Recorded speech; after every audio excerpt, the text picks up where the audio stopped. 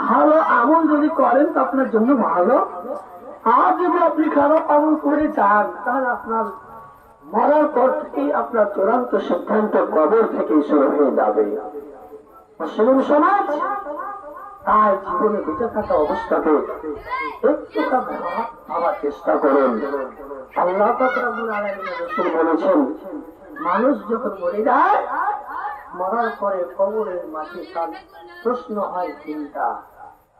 যখনই মানুষ কবর দিয়ে পিছনে ঘুরে যায়, পিঠ ঘুরিয়ে যায়, তারপরে আল্লাহর ফেরেশতা মুনকার নাকির এসে তাকে প্রশ্ন শুরু করবেন, মান রব্বুকা মান দীনুকা মান নবিয়ুকা, হে আল্লাহর বান্দা তোমার দ্বীন কি?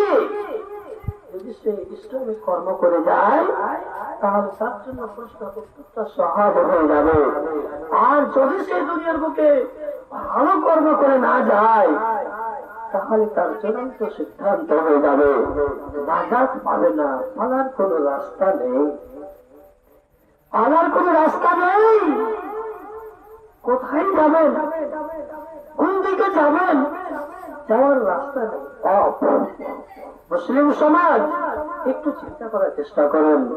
তাই আল্লাহ পাক রব্বুল আলামিন বলেছেন, বিসমিল্লাহির রহমানির রহিম, ইয়া আইয়ুহাল্লাযীনা আমানুত্তাকুল্লাহ হাত্তা তুকাতিহি ওয়া লা তামুতুন্না ইল্লা ওয়া আনতুম মুসলিমুন।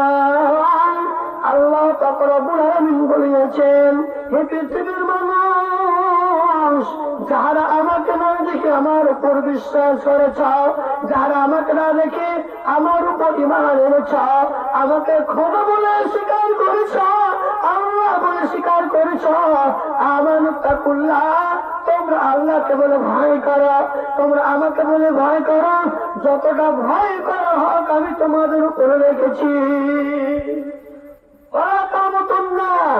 এবং তোমরা মরিও না।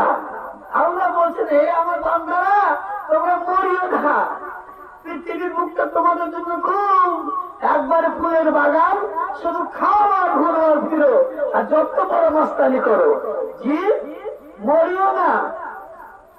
যদি তোমার মেরে থাকে যে তারা এসেছিল, আমার দাদু মরে গেছে, বাবা মরে গেছে, মা মরে গেছে, আত্মীয় স্বজন সবাই একে একে পাড়া প্রতিবেশীকে দেখছি মরে গেছে, তোমার যদি মেরে থাকে যে আমাকেও মরতে হবে।